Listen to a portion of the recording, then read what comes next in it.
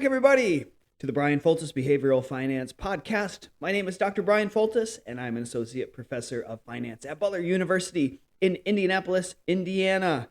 And today, we are going to be continuing our conversation on retirement savings and some retirement plan design. And all of this is to try to educate you in order for you to make better decisions with your money and savings and in life in general. So thanks very much for watching today. And if you haven't done so, can you please subscribe and like? I would much appreciate it. As we were talking in our last podcast, we're learning on how we're going to make things grow little by little, moving the needle one at a time. And part of what I'm trying to do is get the word out about behavioral finance and try to spark some excitement for this interesting topic, although with an idea that this is going to help you with your money. And if you're managing people's money, then your clients and those around you as well. As you remember, we talked last podcast, building a couple reasons why we don't save.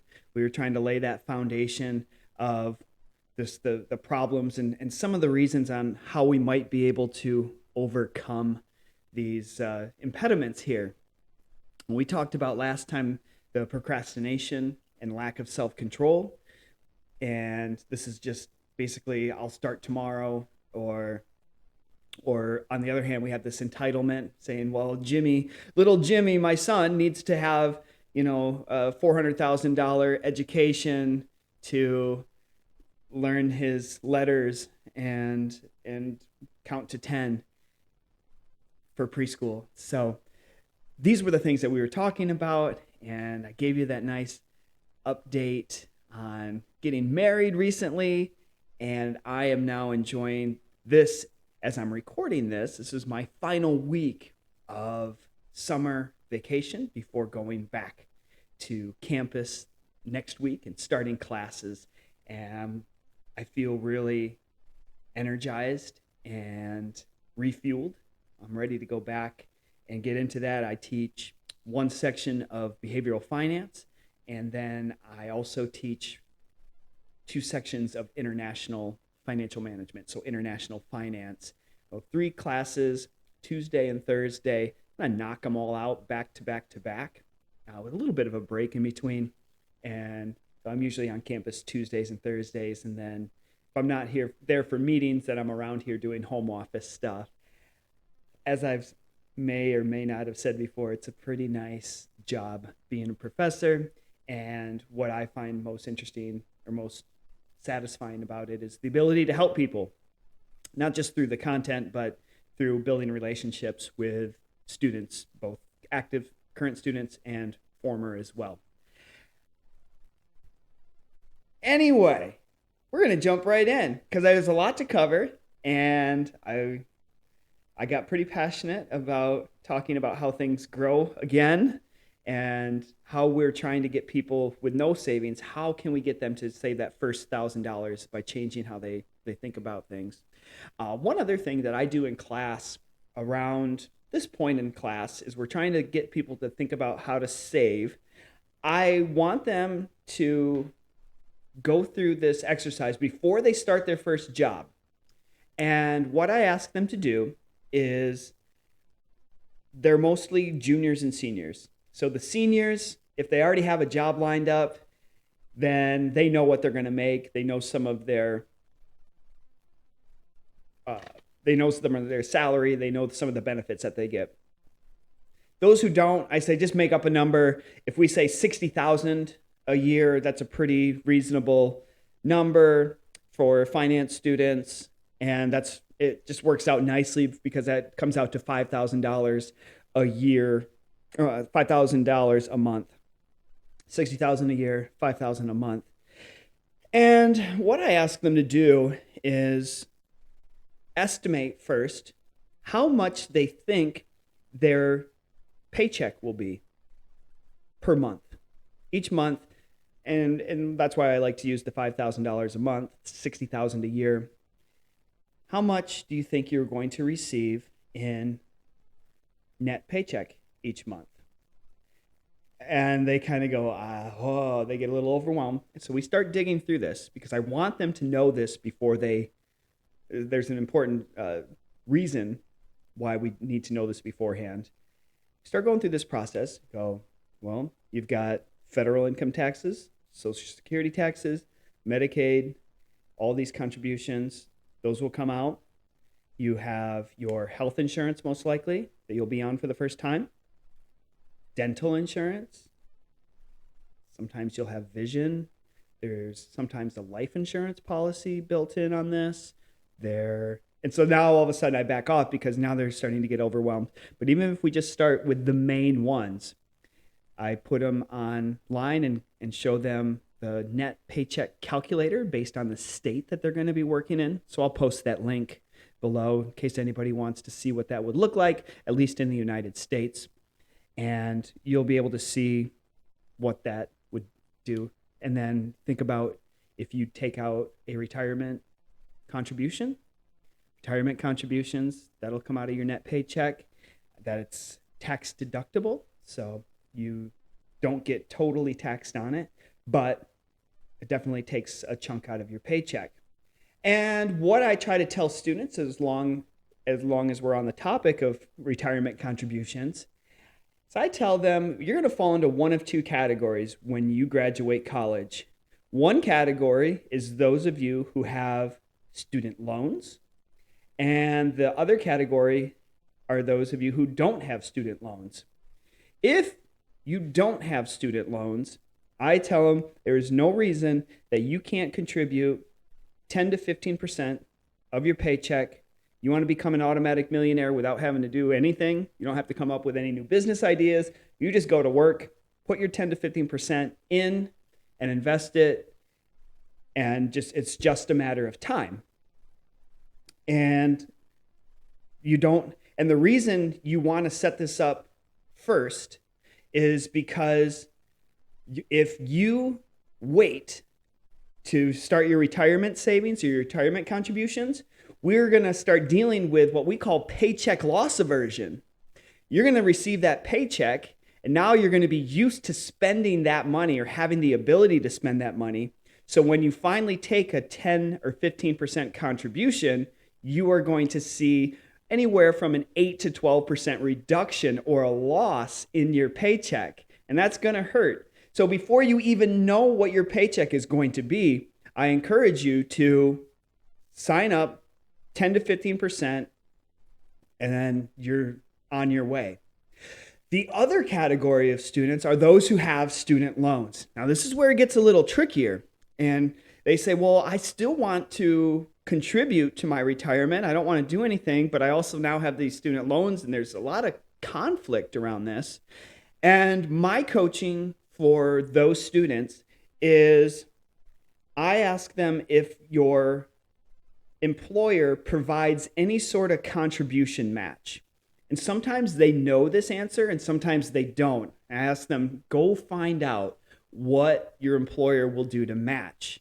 So in the United States, sometimes employers will match 3%.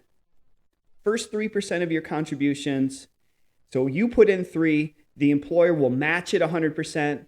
They'll give you 3%. So your total contribution is 6 of your total net or your total gross paycheck. And if that's the case, whatever the number that your employer will match is the number that I urge you to take. And the rationale behind that is, look, I know you've got student loans. We need to get those out of your life as soon as possible. But I tell you what, in the world of finance, there are no guaranteed 100% rate of returns. I told you in the last podcast, there's no such thing as 20%. There's no such thing as 100%. So if your employer is giving you a match of 100 or 50%, even with student loans, I would urge you to take it up to that amount. And then what you'll do is we'll build a plan on how you are going to work on getting those student loans out of your life as soon as possible. Once you get done with your loans, whatever money you are rolling in to those loans can now be reallocated. So if you're pumping in $500 extra a month to your student loans without changing your lifestyle, that converts to extra retirement savings when you get done with that. When you get done with those student loans, it rolls over, and now all of a sudden you're making catch-up contributions with your 401k and your retirement contributions. So that's where we talk about how much to save. And the other thing, going back to, I know there's a little bit of a tangent, but when you think about a $5,000 net paycheck, once you start running some just traditional health insurance and taxes, maybe a retirement contribution, a lot of us get down to around $3,600. I've seen it in different states, wherever they're working, anywhere from $3,500 to $3,700 seems to be a pretty appropriate number of what their net paycheck is going to be. So $3,600 or $3,700, that is 72 to 74%. 36 is 72%. 37 is 74%. You're only going to take home around 75% of what that sticker price is for your salary. And the reason I want us to go through this first number is because if I know that I'm making $3,600 a month, when I start house hunting or start looking for apartments and I'm starting to formulate my budget, I am not working under the assumption that, hey, I've got $5,000 rolling in. And if I get a $2,000 a month apartment, that's already 40%. That's still a bit too high. But if we even did $1,500 or $1,800, just for simplicity purposes, $1,800, that's 36% of your gross number. But $1,800 is literally half of your net paycheck. So just by shifting and doing this little exercise, and maybe I want them to do this before they've signed that lease, before they've taken on that car loan, that look, every month you're going to be bringing in $3,600 from your $60,000 a year job. Let's use that $3,600 to allocate at least roughly a budget. And you would think most students would have some ideas around this. And this is where I'm telling you there's a tremendous opportunity for us to learn and to help people with experiential learning before they're actually going to learn the hard way. Because I have a lot of students going, hey, Foltice, what? How much do people pay in the real world for once I get out of my own apartment? How much is my cell phone going to cost me? And how much is auto insurance going to cost me? How much is, well, you talk about YouTube TV and Netflix. How much are all these things going to cost? And I can tell them, it's like, well, the YouTube TV is $84 and Netflix is now up to $18 and you can't share that anymore. All these different expenses that need to be addressed. And what we're doing, though, is we're just giving them a reality check before they start making decisions based on their gross paycheck. And I've also noticed that it's a little bit humbling for them, but it's also really enlightening. And I think they learn a lot about it. So the next step that we do with this is not to make them feel any worse about themselves, but I also tell them, all right, you're making $5,000 a month, $60,000 a year. We know our net number a month. Now, I want you to calculate, assume you're going to work however many hours you think, 40 hours as in the US is pretty average for an entry-level job. Some will work more, some will work less. But how many dollars per hour net will you make? how many dollars an hour net would you make? And I tell them, let's just assume let's just round it. There's four weeks in 4 weeks in a month, $40, 40 hours a week. That's 160 hours a month because, we have a little bit of vacation here in the United States.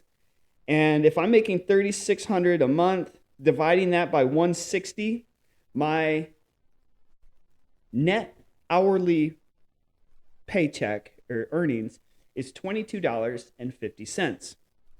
I want to know that number in my head, $22.50, because I can now base some of my spending decisions on that number.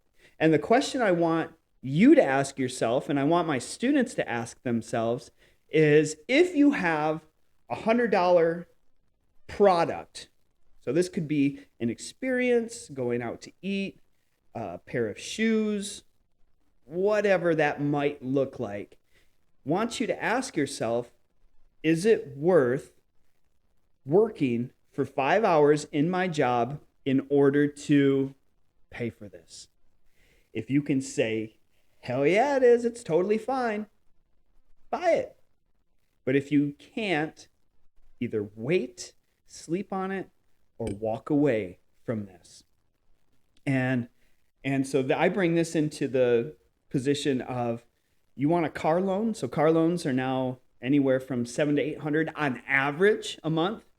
So if we just even use a conservative number, let's say it's $600 a month, because you want a nice car. Well, 600 divided by 22.5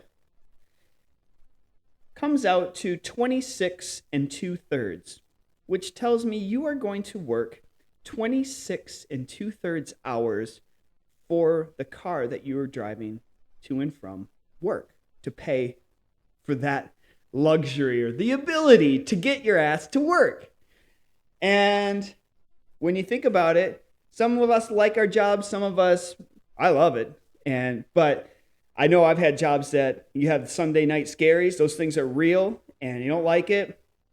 I'm going to have a real honest conversation with myself about some of the spending decisions. Do I really need to work 27 hours to pay for a vehicle that's literally going to take me to a job that I don't like? And I've seen it in my own experience. I already told you that I haven't never spent this much, but for our dinner after our eloping, we went hog wild. It was wonderful. Appetizers, drinks, champagne, the desserts afterward. We just went nuts. It was awesome. And it was $400, $410 after tip. And I didn't bat an eyelash because I knew that was an experience. I knew that we will never forget that. We were all just loving it, and I felt blessed that we could just pay for it and didn't hurt me anything. There are some times, though, where if you're going out to eat too much, sometimes you have a dinner that's just very underwhelming. I remember we have there's a Buffalo Wild Wings here that, not to knock them, sometimes those wings are really good, and I need that for my soul. There are other times where we would go there and it's totally underwhelming, and I'm walking out the door for 4 of us paying nearly $100, where I'm going, wait a minute, based on these numbers, those aren't my numbers, but I'm going to work how many hours for that experience? No, we're eating in next time. That's what we're going to do. But I just want us to think, there's some times where we go out and you just want to think, that fun Friday night that you went to, is it worth working that amount of hours? Sometimes your answer is yes. You want to go see Taylor Swift? That number gets pretty high, but that becomes a question of, is this experience worth working this amount of hours? But it's also really important just thinking about some of these big decisions that we're talking about with cars and with renting, especially when we're younger in our careers. So the third thing is what we call this lack of understanding of our asset allocation and risk in general. Now, this is another reason this is our third reason why we don't save. And one of the things we think about is this framing issue. So some of the individuals we've seen that watch news every day or the CNBC every day, that's myself included, and get really emotional because each day the market, historically, market is up 55% of the time, it's down roughly 45% of the time on a day-to-day basis. Oh, if you're watching that every day, you're experiencing losses on, let's just say 40%. So 2 days every week out of 5, you're going to experience loss.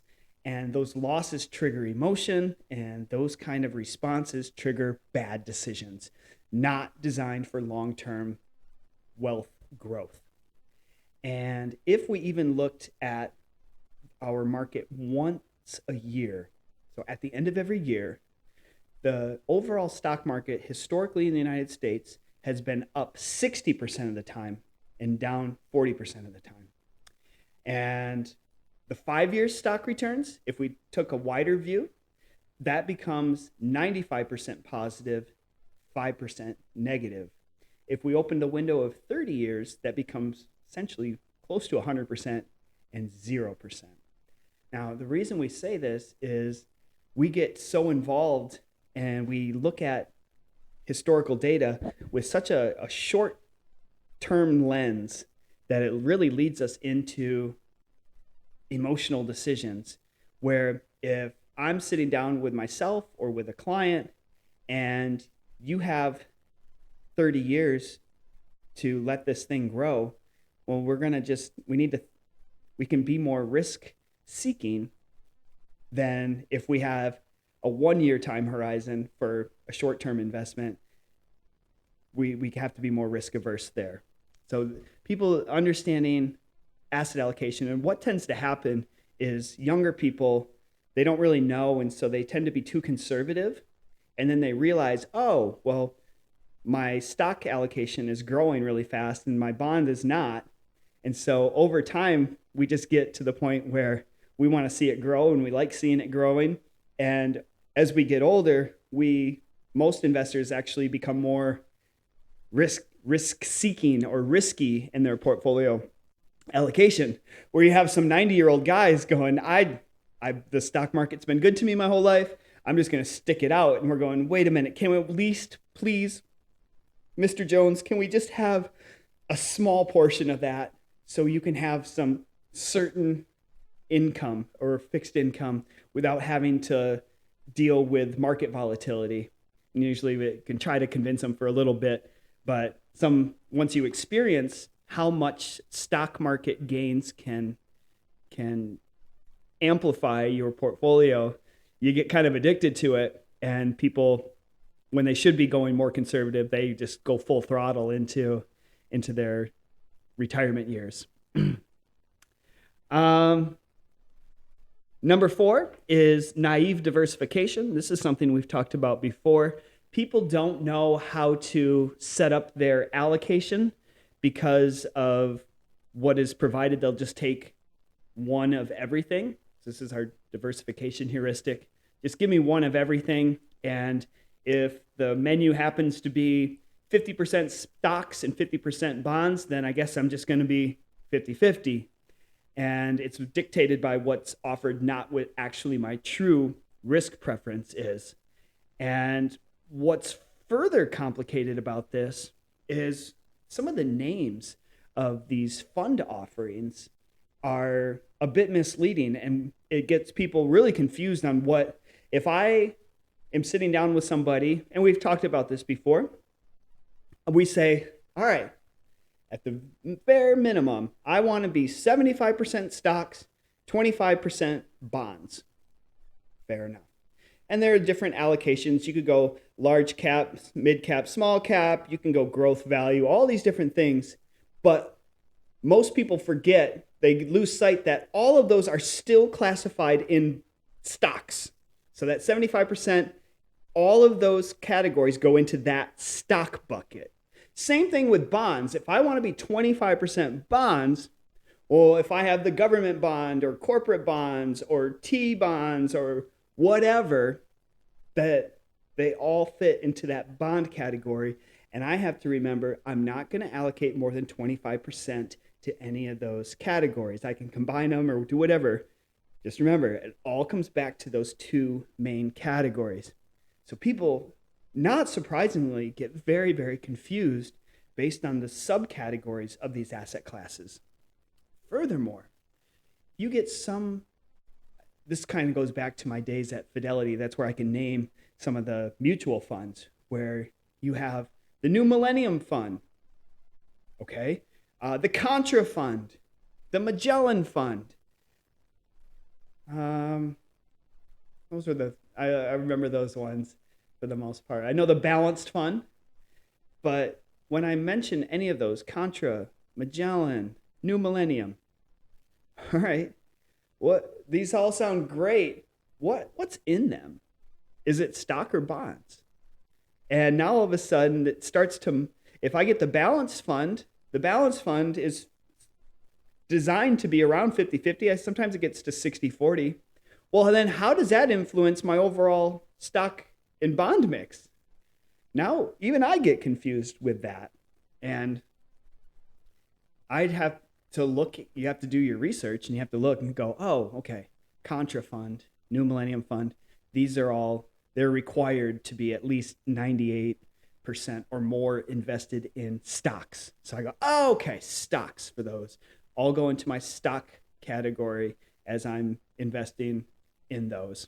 But just because of naive diversification and how confusing it can be, those things can throw off even the most well-intentioned asset allocation mixes. So we've got all these issues, and we're trying to fix some of these things. Oh, a little bit of education goes a long way. That's always nice. But sometimes we're trying to do retirement plan designs to help people push them in the right decision without being what we call too paternal or too heavy-handed in this. And so we've already talked about a number of these things. This was actually called the SMartT plan. So us professors, we really struggle. We have good ideas, but sometimes our acronyms are a bit wishy-washy. So SMartT plan actually means save more tomorrow. So I don't know, we're just skip through the AR and just go right to the T. So it's save more tomorrow. Somehow we call it the SMartT plan. Well, it does address some issues, but it still has some outstanding areas of improvement. One of the issues was getting people to save. Just get them off the starting line. And the solution was, we're going to automatically enroll you. The default is you don't have to touch it. You're automatically enrolled. And we're going to start you at 3%. So that 3% is a number that you're not going to really feel it. And so you're not going to receive too much paycheck loss aversion. If you give up that 3%, you'll barely notice the difference. But at least we're going to start you out at 3%, get you started, and we're going to default you in. So all of this procrastination, the lack of self-control, it's been done for you. You don't have to do anything. In fact, you have to do something to get out of it. That's how you would get out of it. You actually have to fill out the paperwork. And getting people to save more. What the SMartT plan is designed to do is it's designed to increase your contribution rates when you get your annual review. And with your annual review, typically comes your annual raise or bonus. And so what that does is you'll do the default, at least it's been 2% every year. That also means that you don't have to touch anything. It's done automatically. If you get a 4% pay raise, then your paycheck will on net still increase. So you're not experiencing any losses or setbacks in your own paycheck. And that was the design. So if you continue on year after year, after 1 year, it's 5, 2 is 7, 3 is 9, 4 years, you're at 11%. you're in a nice position to keep going and max out your 401k every year.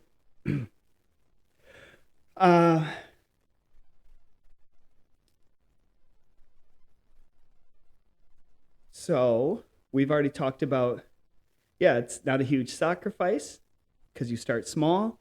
It eliminates our procrastination with automatic enrollment. The automatic increase doesn't make us feel that we're giving up anything because we don't lose anything on our paychecks.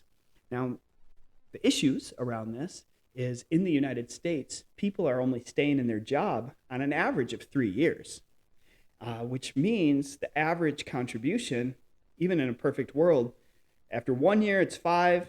After 2 years, it's 7. And then on the third year, when it's supposed to be 9, you're gone. So you maxed out your contributions at 7%. If you go to another company that has a smart plan, you're starting at 3 again. So you're going to constantly, if you're moving to different jobs and it's starting you at 3%, you're going to constantly be under contributing and playing catch up with that. And there's some other issues, but in general, it's at least moving some people in the right direction and getting people to at least start saving a little bit. The problem of getting people to save right, so this asset allocation that we've talked about not being correctly allocated, we've made strides in what we call these target date funds. Target date funds, it's this one-size-fits-all fund that what you would do is you would choose your retirement date. And if I'm 42, it's 2023, I'll be 45. And so if I say I want to retire in 2045 when I'm 65 years old, then I'm going to come up with a target-based fund. So a Fidelity Freedom Fund is what it's called at Fidelity of 2045. What that does, it's a fund that will change the allocation over time to mirror what we should be doing, to be aggressive with our stocks, and then to rotate out of stocks into more conservative assets like fixed income and bonds as we near our retirement age. So at retirement, it's still around 50 or 60% in stocks because we still want some growth. But now we start having more exposure to our bonds. And it's what we call a set it and forget it kind of fund, where you can just invest in this fund. You don't have to worry about going in and changing your allocation over time or doing your rebalancing. It's going to be done for you. And so a lot of this on paper, that sounds fantastic. That's a great idea. Set it and forget it. Only going to put it in one place, and the money manager will take care of it. All I have to do is calculate when I want to retire, and it's done. And so that's good. However, I have to take both sides, right? As good as that is, there are a number of issues with these target-based funds. Number one, the expense fees are high. The expense ratios on these, I want to check it out here. I want to say, I know these have all come down quite a bit.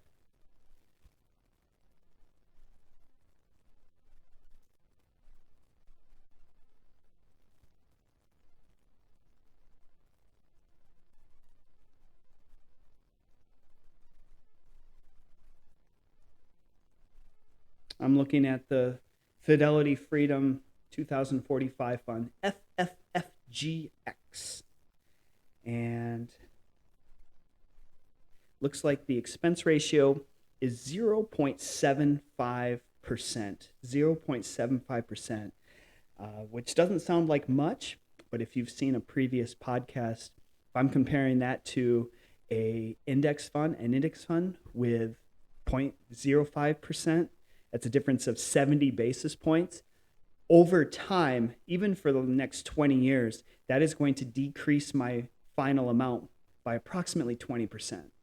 So that's a big ding for the benefits of this Freedom Fund. Sorry, Fidelity or Freedom Fund, but that's just math. The 75% basis point or 0.75%, 0.75% will ding you magnificently bad over time. Composition of the Freedom Fund. So this is me as a 42-year-old looking to work for another 22 years. I'm just making it up. They're going to drag me out of there. I love what I'm doing. There'll be a time, I'm sure, where I'll be like, man, I've done my stuff. I'm done.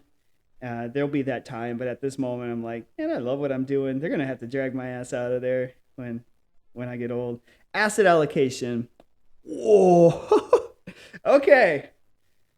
There is, I don't know how this has worked. Oh, shoot. Interesting. Asset allocation. This is as of end of June 2023. U.S. equities, stocks, 50.3%. Non-U.S. equities, 41.5%. So equity exposure is 91.8% in this fund. That is incredibly aggressive for somebody trying to retire in 22 years. That's not following the Vanguard Jack Bogle. I'll have to see what the similar one is for Vanguard. Not with you, but separately. And bond exposure, this is what's kind of, I said it was interesting. It's 11%. So if I'm doing that math, I'm like, we're at 100 and some percent, above 100. It's like, how does that? And then I see that they're actually short-term debt and other assets to the tune of 3%. So they have a negative position of 3.27%. And that's how it all equals out to 100. So that is super interesting in the Freedom Fund that they're actually shorting different investments, which I didn't even know that they could. Never mind. It's called short-term. Yeah, what is going on there? Yeah, they have net other assets in their asset allocation. I'm just reading this from their main page. Negative 4.54% is in this what is called net other assets. Might be I'll have to come back on the next podcast and figure out what the heck that is. But anyway, it's very aggressive. And so that might not match your true risk tolerance or asset allocation. Because what they're telling people is they want 45-year-olds to be invested all in the stock market, or at least 91% in the stock market, which I feel is pretty heavy, to be honest with you. Anyway, that's what Freedom Funds both can do for you, but then with the expense ratios and possible inconsistent asset allocation. And then what we use these Freedom Funds for sometimes is it's supposed to be the one place, the one size fits all. But what we end up doing is we use the Freedom Fund as one of many assets in our portfolio. And then that just defeats the whole purpose of clearing up the asset allocation problem. In fact, it makes it more mucky because even within that Freedom Fund, there's a blend of different stocks and bonds that kind of make it less clear of our overall strategy. If we don't change our asset allocation, we have what is called wandering asset allocation. And I ran this before in a previous podcast, ran the numbers, but if you have a 25-year-old and they start 60% bonds or 60% stocks and 40% bonds, those stocks are going to earn 10% per year. And if those bonds are earning 4% a year, you do not touch your portfolio. You're starting at 60% stocks, 40% bonds. As it grows over time, you're going to come back in 30 years when you're 55 years old, and your portfolio allocation is going to be 89% stocks and 11% bonds, just because that grew so much faster for so long. And if you don't reallocate it or rebalance it, it's going to wander into a more aggressive asset allocation, which is what we said is not exactly the direction that you want to go into. Because you'll be too conservative too early. 60-40 is too conservative for most people, and you'll be too risky later on in life when it should be the opposite. So my final point today is, can you save too much? So this is comes back from a conversation that I had, a couple of conversations, but when I was just starting out as an assistant professor, I was flying to New Orleans for a conference, and I was sitting next to a guy who was a PhD student at the time at Carnegie Mellon, and he was working for Roger Lobenstein. So he's a really high profile, or a big name at least, in behavioral economics. And so we were talking to him, and I'll never forget, he was kind of like a Seinfeld reference, but he was a loud talker, and he voice just boomed through the whole airplane. And what I would try to do is I would try to mirror and talk softer, so then maybe he would try to talk, and it just never stopped. He would just keep coming so loud. Anyway, I really enjoyed the conversation with him, but what he was saying is, you people in behavioral finance, I have a big problem with you. I said, oh, what is that? I'm not taking anything personally. I said, your models of savings always say that for every additional dollar you save, your utility goes up. It never changes. So every additional dollar is always a positive utility in every way. And it almost seems like it never ends. And he said, and I know you guys smooth it over, and we've talked about that in a previous podcast, that, our first $10,000 give us more happiness than $10,000 after we've had $100 million in our bank. But he said, why doesn't anybody talk about like negative utility? Somebody who saves too much. And I thought about it. I was like, you know what? You're right. He said, think about somebody who is saving. You're working and you're saving 90% of your paycheck, but you are living in a cardboard box under a bridge. The behavioral models would say you're doing everything right because you're saving 90%. Keep going. If you do 91%, you're going to be even better. Well, at some point, there's a trade-off where you're giving up today's consumption or your well-being today. And he said, I think there's a point in the model where it converges, or it should goes down, where you are worse off by saving too much. And I really thought about that, and I was like, man, I think you're right. So I started thinking about saving too much, and I always think about the people who are saving for that glorious day when they're 65 years old and they get to tour Europe. And I've seen those tour buses, and I've seen the people walking or not walking off of those tour buses and where their bodies are, and going, man, that's what people work 40 years for, so they can hobble along a bus to see a site and then just get back on. Man, that's just no way to live. Or we've got it all wrong.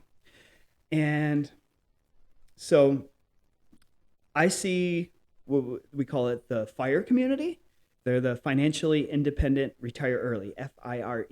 Now that's a community that can actually get their acronyms, unlike us academics who we'd like to just keep our letters off if it makes sense to us. But there's this often overlooked subpopulation of people who are really, really fired up about saving a ton of money. And if you're young and trying to really focus on, then in a lot of these FIRE communities they're going to save a ton of money in order for them to retire early or to live a good life. So they're really giving up a lot of their consumption for a very short term, for a longer term payout. And so I totally understand that. And I also have talked to people who are managing people's money, who have been such heavy savers for such a long time. And once they've saved so much money, they're there, they've done it, but then they can't change and actually spend it. So they just live their whole retirement, their whole rest of their lives, just penny pinching, and not just hoarding, basically, and just living this life. And people are telling them, the advisors going, look, you've done everything right. You can spend your money now. And they go, nope. And they don't want to do it. So I thought about that. Wow, what can we do to help these people, or what would be a benefit? Because some of them, frankly, just want to pass it on to their kids or grandkids. But I think some of them don't really understand that they've already won. They've won the game. And what they've done, though, is if you are saving your money with what we call this scarcity mindset, if you're saving your money to build up this number, you're basically saying, in so many words, money is my source of security. Saving money is giving me security. And if you build that mindset, getting rid of that money is basically you're giving away your security. And this is why people, I believe, won't part with their money, because they've done everything. They've given themselves their sense of security, and to spend that would be giving it away. And they don't want to do it. And of course, we always say, well, if you don't want to fly first class when you're retired, then your kids are going to fly first class. That's just the way it is. So do you want to do it now, or your kids going to fly first class and your grandkids will? And see what they say there. Sometimes you can get people to go, oh, you're right, I can do that. But what I've also talked about, I just had this idea, we were talking, and you know how we have savings goals and we work toward a certain number, we have these goals in mind, and then we reach that savings goal, and we have all this excess money, and if I'm managing somebody's money, what I've proposed is, instead of setting a savings goal, what if we gave these individuals a spending goal? Saying, look, Mr. and Mrs. Smith, you need to spend this amount. You are never going to run out of money. We've ran the analysis, all the bad scenarios, all the what ifs. You can still spend this money and you will not be affected. And in fact, that's your spending goal for the year. You have to spend $150,000 a year. I don't care where you spend it or how you spend it, but you need to spend it on yourself. You can do it for your family, charity, but you need to spend this amount. And I want you just to test this. I want you to come back after a year, tell me how it feels. And my sense is that once people understand money is about flow, so letting it flow through you and living abundantly, abundance is flow. And once people, even late in life, can experience the joy you receive from giving and all the different things that start happening after you start that flow of money into other people's lives or into your own life, of the next level of happiness that they may not have ever experienced for their entire life. They get to experience that in their final years and can put some final pieces together. And so that's my challenge to those who are in that little subpopulation of having saved too much. And I remember, though, when I was buying my car, I had the problem of I was saving. I had money set aside, but I was so happy that I was earning 4.5% on my little money market just for my $20,000 that I had earmarked for a car, that I didn't want to part ways with that money. And so I let my old car just go straight to hell, just to the point where I had to just literally tow it away off of out of my garage. And then I had to part ways with the money that I spent. And that was for me going, wait a minute, I'm not just teaching this. I need to learn the same principles that, man, I'm going to be grateful that I can pay this money, that I have this money, and now I have a nice car that's reliable, that my kids aren't embarrassed about. Can change that mindset, and it brings another element or another layer of happiness and joy into our lives. All right, so I'm going to conclude here today. That finishes the material that I wanted to cover, and I know the fire community is really good. There's some really good stories that are coming out of that. I tried, and I'll talk more in future podcasts about really more explicit my own personal finances and my journey, my mindset around it, because I am not a professor who is not living what I'm talking about. I'm on the front lines living this out every day. And sometimes I learn from my mistakes. That's where I get some of my ideas from. But I also said, look, I'm not going to be that broke professor who is teaching finance, telling what people should do, but not doing it myself. And so I do a number of things myself that I'll be sharing over the course of this podcast. And I'm looking forward to going into more depth about that and just being as transparent as possible to hopefully encourage you to do the same and save money and make good decisions, but also with a purpose in mind of why we're doing this and what we're using money for in a greater sense. It's not just hoarding it and being that miserly old person that won't pay for anything or won't be generous, and that's a miserable person that I don't want to be like. So we're going to be the opposite of that. Anyway, we've gone long today.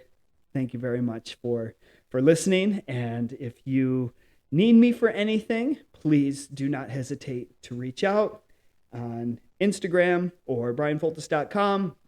If you need me to come teach your class or speak to your group, hit me up. I am booking out for not just fall of 2023, but we're looking into 2024, starting to fill up the calendar, and hope to be busy making a positive impact on people with their own finances. So if that's anything I can do for you, please let me know. Otherwise, I hope you have a wonderful rest of your week, and we'll see you next Tuesday for our final, I believe, installment of the behavioral finance course content. Then we're moving into even better stuff. So thanks again, everyone.